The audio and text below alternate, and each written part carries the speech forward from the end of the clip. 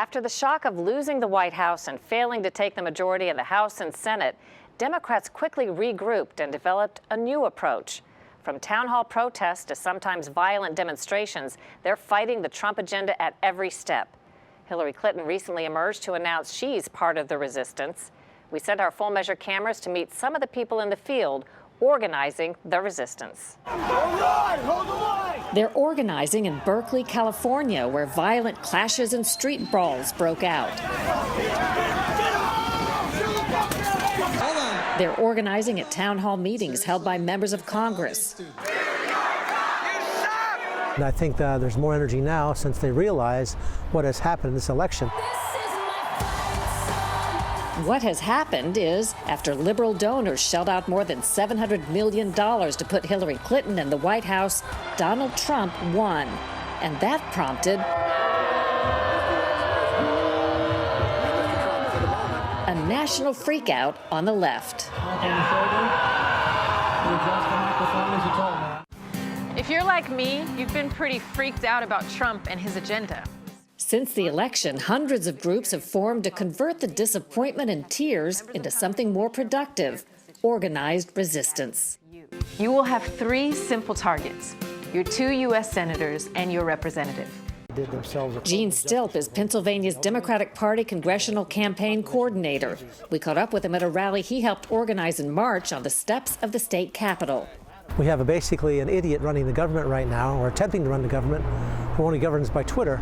And so that's why my screw says screw Trump, because he's one of the worst presidents we've ever had. And that's why he's not my president. And so therefore, but how do you stop him?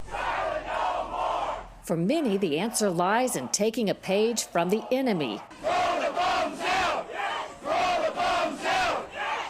The conservative Tea Party movement that caught the nation by surprise in 2009. Tea Party advocates overran town halls, lashing out against big government and Obamacare. The movement was stoked by tens of millions of dollars from conservative and libertarian Koch brothers groups.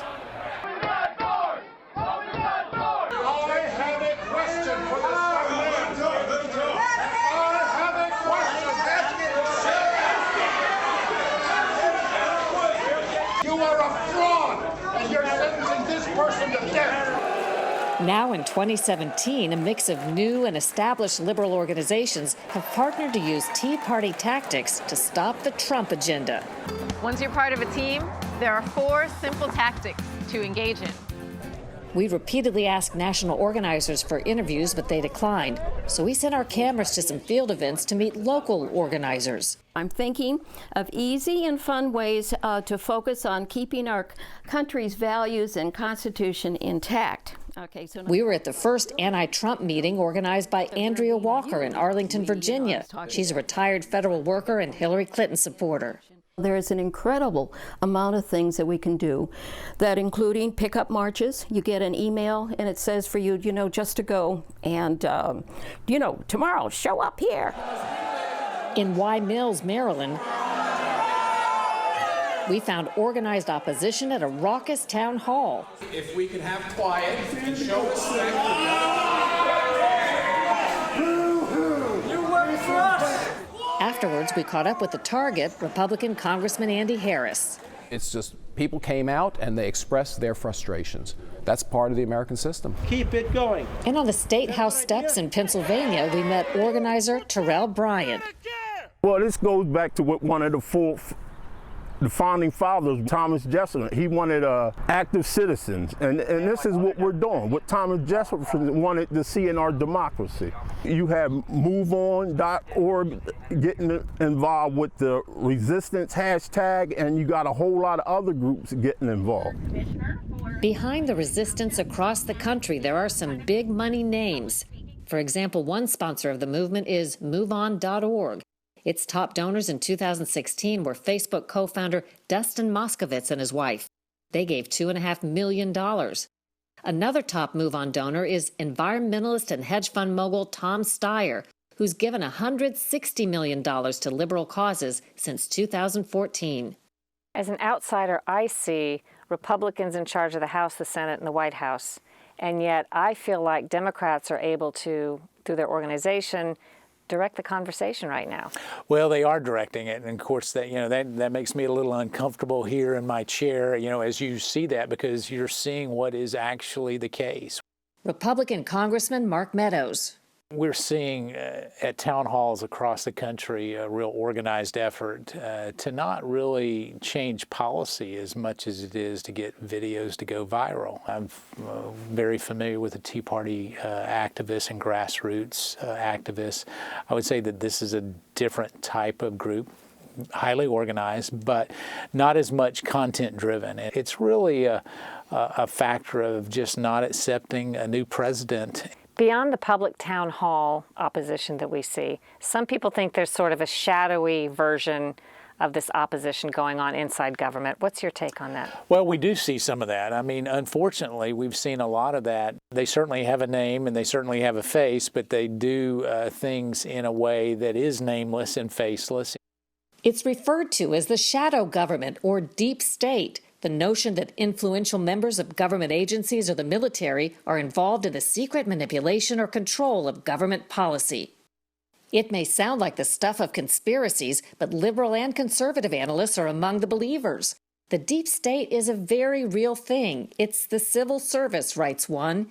2 cheers for the deep state, says another. The defense establishment is part of the deep state. So are the courts, the FBI, and the CIA. Republican Senator Ron Johnson. Besides these public protests at the town hall meetings, a lot of people think there is sort of a shadowy effort underway as well by Democrats to influence and control government. Well, I think they're trying to sabotage it, quite honestly. I think it's pretty obvious. Johnson says the Tea Party movement inspired him to run for office in 2010, and he isn't dismissing the new organized resistance. Yeah, I would say it's somewhat similar. I think there's an awful lot of organization and ginning up with that movement, but there's also some real strong, firmly held beliefs on that, some real concerns. So, I mean, I think you have to take all of it seriously. There is a twist to this organizational plot. Excuse me, please sit down. Democrats, too, are being targeted by resistance on their own side, who blame weak leadership for their net loss of more than 1,000 state and federal seats in the past 8 years. Protesters interrupted this February forum hosting incoming Democratic Party leader Tom Perez. Please respect the forum and the way this night has been organized. In April, there were jeers from Bernie Sanders supporters at a Democratic rally in Maine. As entrenched and visible as the resistance may be, it's worth noting that it doesn't necessarily translate to results.